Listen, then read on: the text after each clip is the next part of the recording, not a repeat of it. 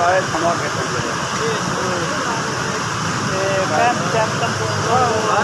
हर शय बनने लगी दस्ता संभाले समाज तो क्या क्यों की में क्यों हर शय नहीं हर शय कैसे नहीं